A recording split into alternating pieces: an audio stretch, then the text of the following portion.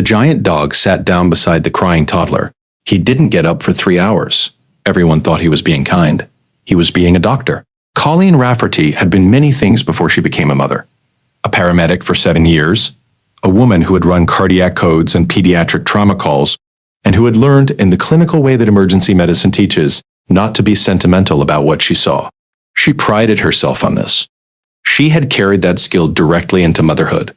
Saoirse was 22 months old, and Colleen assessed her children the way she had assessed patients, methodically, without panic, trusting her instruments. She trusted them right up until the morning Ghost sat down beside her daughter and refused to move. Ghost was a 3-year-old Great Pyrenees, 114 pounds, white, dense-coated, the kind of dog that looks like a small decorative snowdrift, until he moves, and you remember, he is an animal with mass and momentum. He had been deeply immovably gentle with Saoirse since the girl arrived. The patience he had shown through the grabbing, the shrieking, the phase where Saoirse had decided his tail was a rope toy, had been the patience of an animal who understood that small humans are temporary in their chaos and permanent in their presence. He had never done anything that warranted a second look. Until the Thursday in November, when Saoirse woke at 6 a.m., crying in the escalating way that meant something hurt but she could not yet locate it. Colleen ran her checks. Temperature, 99.1. Not clinically significant. She checked her ears. Clear. She checked her mouth. Fine.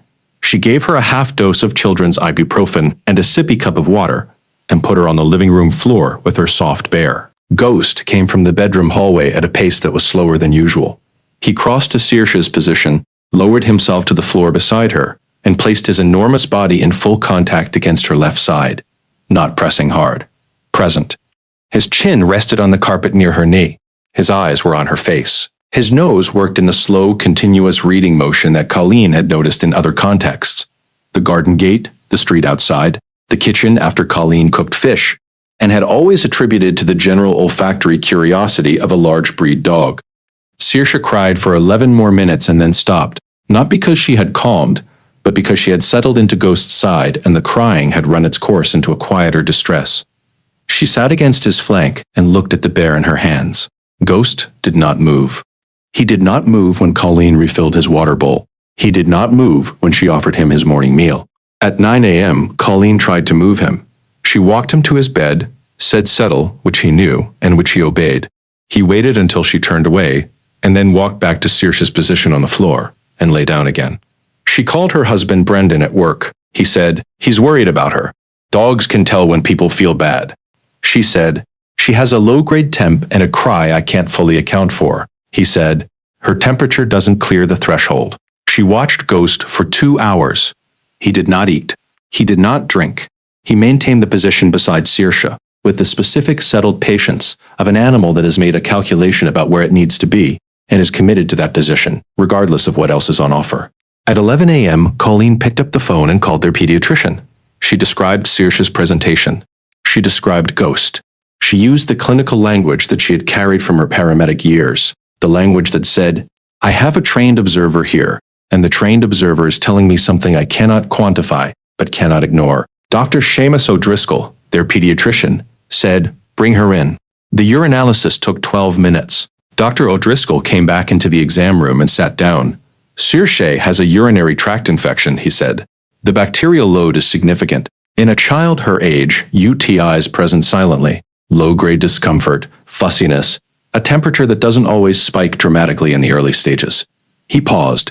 If you'd waited another day or two for a clearer clinical picture, we'd be looking at a kidney involvement risk. He looked at Colleen. 7 years as a paramedic, and you still brought her in based on the dog. Colleen said, the dog was more certain than I was. Dr. O'Driscoll wrote the prescription. He said without looking up, bacterial infection alters the chemical composition of skin secretions and expired breath.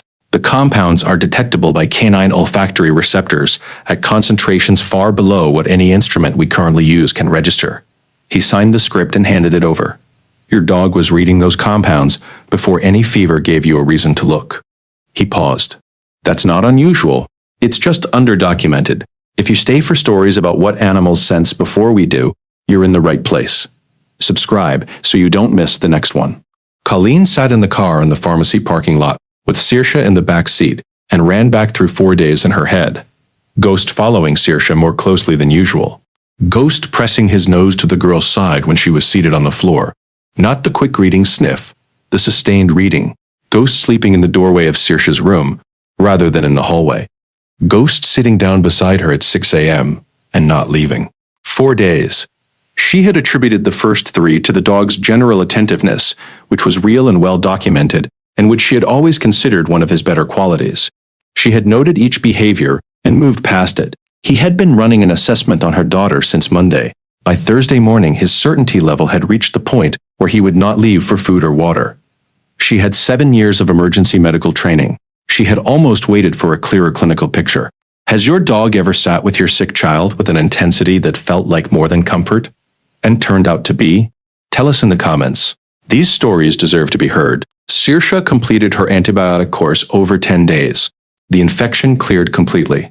She was never aware, in the way that 22-month-olds are never aware, of the precise geography of what she had been protected from. Ghost ate his dinner that evening for the first time in what Colleen later counted as 31 hours. He ate it the way he always ate his meals, with deliberate efficiency, and then walked to Saoirse's room and lay in the doorway. Every guardian deserves to be recognized, even the ones who never asked for anything in return. If stories like this matter to you, subscribe so you never miss the next one. Brendan found Colleen sitting on the kitchen floor that night with Ghost's enormous white head in her lap, both of them quiet. He asked what she was thinking. She was thinking about a Thursday morning on a living room floor. 114 pounds of white dog who had refused food and water and every available comfort to stay beside a 22-month-old girl who felt wrong in a way no thermometer was yet measuring. She was thinking about the word certain, the way Ghost had used his whole body to express it, the way she had needed 3 hours and a phone call to arrive at the same conclusion. The next story involves a Rottweiler who spent 11 days circling one corner of a family's yard. Nobody could explain it until the exterminators came. Ghost lay in Saoirse's doorway in the dark, breathing slowly, head resting on his enormous paws. The house was quiet. The night was cold outside the windows. Everything in the house was exactly as it should be, which was the way Ghost had decided it would be, and so it was.